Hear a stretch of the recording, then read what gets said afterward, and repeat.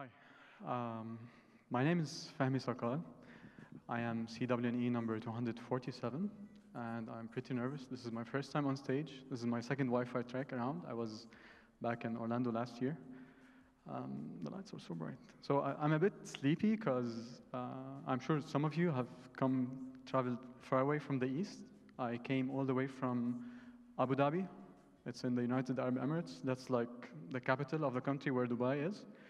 Over 16 hours flight to Los Angeles, and then I had to drive for 3 hours from LA to San Diego last night and wake up early for this, so I'm excited. Part of what I'm here for is to network, because ever since I became a CWNE, I've been interested in getting to know more and more people. I'm not very good with Twitter, but I think Wi-Fi Track is a very good opportunity to social network and get personal with other Wi-Fi professionals.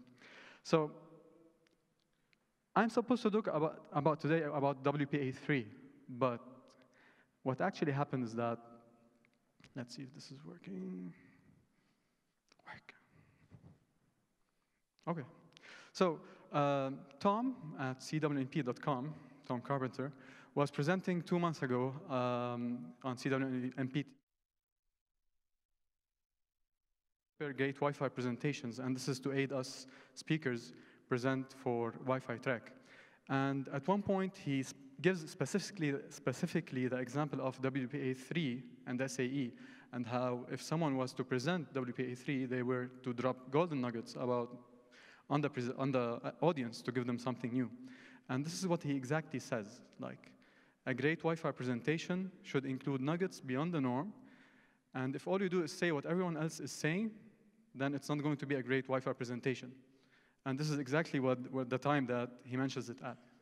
So if you rewatch the video, you'll understand what I'm talking about. And so many people, since that video, or since the beginning of the year with WPA3, have talked about WPA3, be it the Wi-Fi Alliance, Aruba Networks, Ruckus, other people. So I've seen the webinar that Rowell did along with Joel and Jerry on Ekahau. Some other bloggers like Jim Palmer, this WLAN 1NDE from Germany, Scott Lester, Heather Mo Williams just talked about this in her 10 talks in WLPC Phoenix, and so many more. It's enough to say that so many people have talked about WPA3, and since then, no changes have been done to WPA3. So due to this reason, which I agree with Tom Carpenter, I sent him out an email. I sent it to Tom and Ashley. I told them, guys, so many people are talking about WPA3. There's nothing more to add. We can give the references to everyone, and it will be fine. Is it okay to change the topic? They said yes. So this is where I shift from WPA3 to my consulting SE role, because I'm part of a sales organization called Aruba Networks, and this is what I do. So this is where I decided to change, because I do agree with Tom, and the situation is that if I do present WPA3, I believe it will be a bit boring for everyone, and I should come up with new material. This way, I'll keep you more interested. And this is where I'm shifting. Let's see. So many clicks. To the topic called delivering the message. And delivering the message is solely about what we do. It's about communication. It's only Wi-Fi, right? Wi-Fi is the heart of what we do, and Wi-Fi is about communication. And what I wanted to talk to you about today is how to deliver an effective message as a CWXX, no matter what you are, if you're a CWS, CWT, or all the way up to a CWNE. And the fact is that we are faced every day with communication challenges. We go out every day, we do our jobs, and the more we do them, I've been working for 6 years for Aruba, so every day, like every 2-3 years, we get new standards out, new products that are out. It becomes a bit boring to present the same thing over and over to different stakeholders to get the message across. So this is a challenge for us as well as the stakeholders. It starts to get boring, and this is where we need to find out a new way to present our ideas, to get their buy-in, and to deliver that message effectively. So that's why, That's what I'm going to speak today about. Why do we communicate? And my 3 different frameworks to effective message delivery. So, question to the audience. What's the first step of the design process? Okay, perfect. So all CWDPs are ready with their answers. That's perfect. So gathering requirements would require also identifying your stakeholders from where you need to gather the requirements. And in the world of Wi-Fi, these could be so many. So we have many stakeholders, whether it is IT operations, CXOs, finance, third parties, including vendors, system integrators, contractors, consultants, managers, even facilities. So with each and every one of those, we'll have our own fight, our own message to deliver. Like with facilities, I would argue about why do I need or why can't I mount my outdoor APs where I need to mount them as per my design? Or going to persuade my finance manager that this is the budget I need to buy 200 APs for very high density instead of just 1 AP that could cover a stadium, because that makes sense on the Wi-Fi design. So we have all these stakeholders to tackle down, and we need an effective way to get the message across to them. So these frameworks are made of, are something from my experience, from a book that's called Talking Like TED. I'm gonna explain my concepts that I got out of that book. Another concept called SCIPAB, which I'm gonna explain the acronym for, and Making It Stick from the book Made to Stick that Keith once referenced as well. So by show of hands, who here has not watched any TED presentation or video or anything? Just one? Okay, that's bad. You should get some. Okay, so I once watched a TED video presented by a senior gentleman, and this is what I remember. He takes out a napkin, and he kind of explains that how 1 napkin in the washroom is enough to dry off your hands.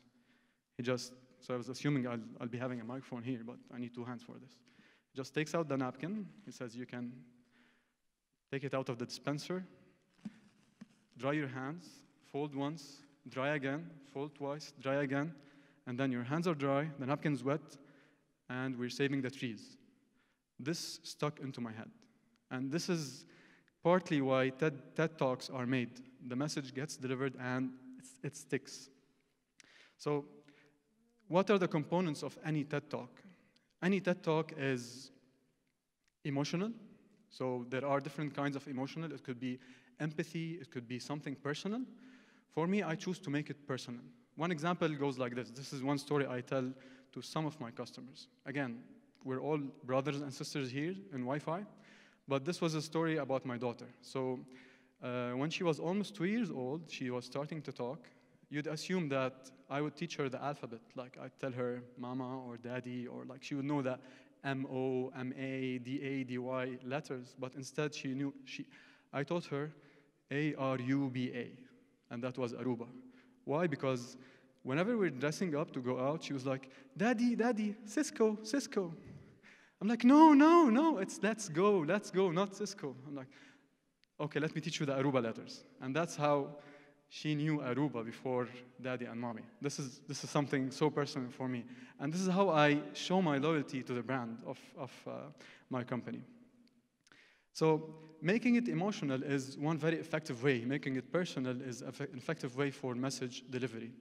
Another way that TED Talks focuses on delivering a message is being a novel message, a new way to do something very familiar. Novelty could be expressed in different ways. That could be simple, that could be very core concept to different people, that could be very intuitive and effective. The third part of delivering a TED Talk is the TED Talk being memorable. And here is where I'm going to expand a little bit about this topic. So being memorable is the reason why no TED Talk goes longer than 18 minutes. It has been scientifically proven, and it has been documented that in any TED Talk or general presentations, if any presentation goes beyond that time, the attention span of the audience tends to wither or wilt. So being memorable, TED Talks are really short, considerably short. This is where I go to my other frameworks to help make the topic or the message memorable. So How do we make it memorable? This is the CIPAB pitch, so the elevator pitch, or your pitch in 1 minute. And this is usually what training institutes will give to trainees to help them present their ideas to CXOs, people who have, those people who step into a meeting, they're there for 5 minutes, and then they step out, and you have prepared for an hour-long presentation. But you need to deliver your message in that 5-minute or 1-minute time frame. And this is what the CIPAB stands for. The situation, which is considering the customer's current state or the status quo. The complication, so what are the issues with the current state? What are the incidents or implications that might arise from those issues? What's your position or preposition to solve these issues? Your action, or the action that's required from your audience or your customer's role, and then the benefit that the customer will gain from seeking your action or following your action. So, like the same way I opened for this presentation, or why we changed the subject. So the audience are well informed about WPA3. They need to hear something new. They might get bored if they don't. Changing into another interesting topic may solve the situation, and if they do get their buy-in and they do pay attention, it might keep it interesting for them. Another example. Too much animations. Okay. So this is another statement I dropped before. Our daily jobs require communication. Communication gets challenging. What's an implication? We lose our sales pitch. We lose our edge. A solution could be refreshing your presentation skills, and that's why you're now listening to me. So if you pick any benefit from the presentation, you might be able to deliver a better or a more effective presentation and capture your audience. Let's do a technical example. So the customer's users are complaining that they have hundreds of clients connecting with multiple devices per user. They have a very bad experience because of the power and battery utilization of these devices, of this multitude of devices.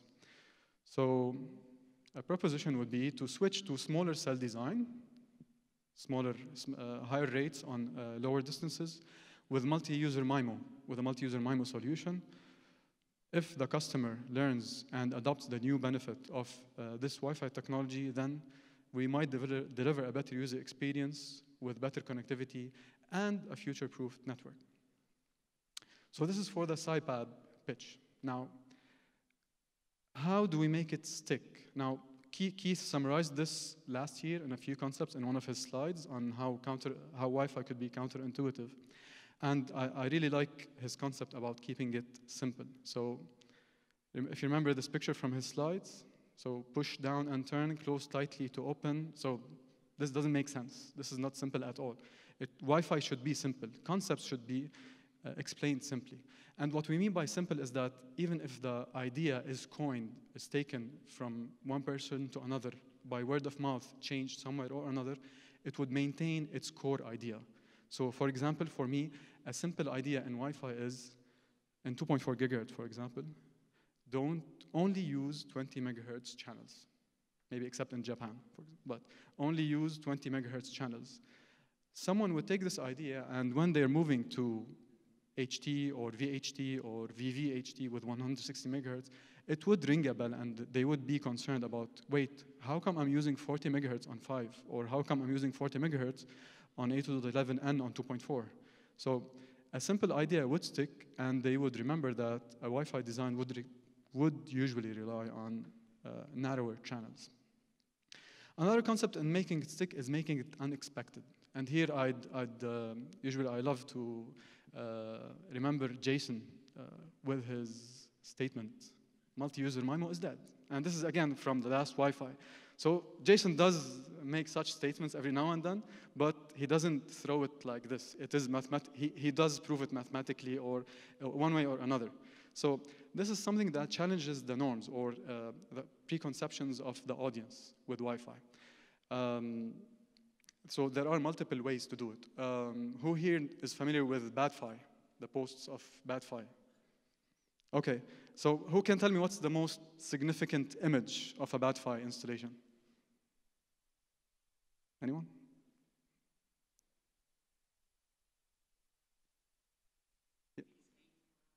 Yeah, but like one example of one of those APs, like behind the pipes or something. Sorry? Yeah, so metal around the APs, pipes just in front of the AP. For me, it's that, if you remember it, it's this circular AP. I believe it's a ubiquity AP with a screw drilled right in the middle of it. This is the most significant image that's stuck from my head from BadFi. And this is a very unexpected way to tell people that this is not how you mount a Wi-Fi.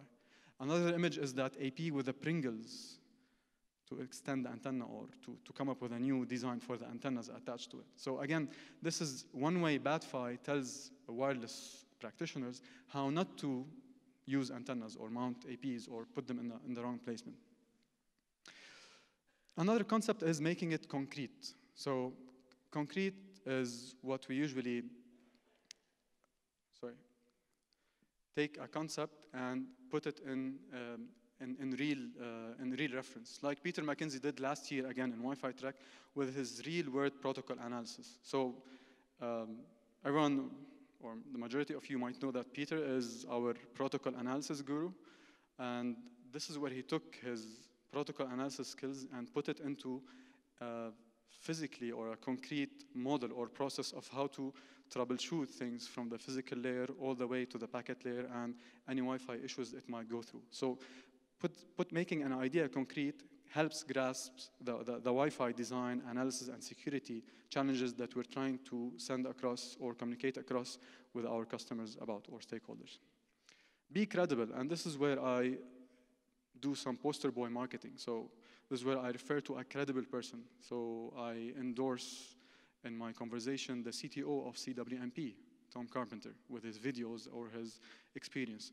This is where I mentioned Chuck Lukashevsky with his very high-density design guidelines. And I think most of us do that whenever VHD comes into mind. So credibility is showing how a credible person could. The one way is to use the endorsement of a credible person into the subject, as well as proving your credibility by numbers, by math, and by proven concepts. And then tapping into emotions. So again, referring to last year's Wi-Fi Track as well, one of the presentations, I think by Heather Williams, tapping into emotions back then was when she was introducing her topic, but she talked first about the ITDRC with their relief efforts that they were doing post the hurricane effects to get those disconnected areas back on the grid by people helping sort out their connectivity, people helping donating equipment, as well people helping on the ground by physically configuring, connecting, and powering up those locations. Tapping into emotions could be also into something that means to the audience. For example, one of my customers back in Abu Dhabi had a big cafeteria, and this is one of my articles that I submitted for my CWNE, where they were getting only during lunch break in a cafeteria 2,500 devices simultaneously connecting in a 50 by 60 meter a floor and a half area. And that's a high density design. He had a network already set up, and they were receiving so many calls. I did a design for him with 12 APs. The key was the proper placement and the proper design of the channels and the power settings on the APs. And his whole team was concerned, like, how do we prove that this is good? Do we do roaming tests? Do we do video calls? Do we do speed tests? Packet captures? What can we do? I told him, what's your headache? His headache was that his director was giving him a hard time because everyone in the university was reporting that the Wi-Fi was bad. I told him, let's go to the help desk, and if you stop receiving calls, this is your KPIs. And this is indeed what happened. And because of that, they managed to replace around 1,200 APs by our APs because of that small project that we did with them. His main objective was to remove the headaches, and we achieved that. And the last concept is telling a story. So I think this is what most of us are doing now in our presentations, telling a story. And telling a story can combine between many of these concepts. So apart from me keeping it simple, maybe making it unexpected, keeping it concrete, being credible. So this is a storytelling. Storytelling is the toughest. It needs some preparation, but it does help make the idea stick and get it effectively delivered. Okay, so this is what I have today. I hope I've added anything valuable to your information and that I've kept it interested. And to make up for the change from the WPA3, I have an IAP, an instant AP from Aruba, and I have an engineering code that has the WPA3 support. I'm going to work up on turning it on after lunch, putting it somewhere. So just keep your, not eye, but your probes out for any SSID that has the WPA3 name in it, and along with my name, so no one can do masquerading or anything else. And try to do captures. If you don't have any supplicants, I can give you the supplicant for specific drivers that can work on Linux, Ubuntu Linux. So I do have that as well. So I can share them with you over USB, and you would be good to go if you want to do any testing or tinkering around. Okay, thank you.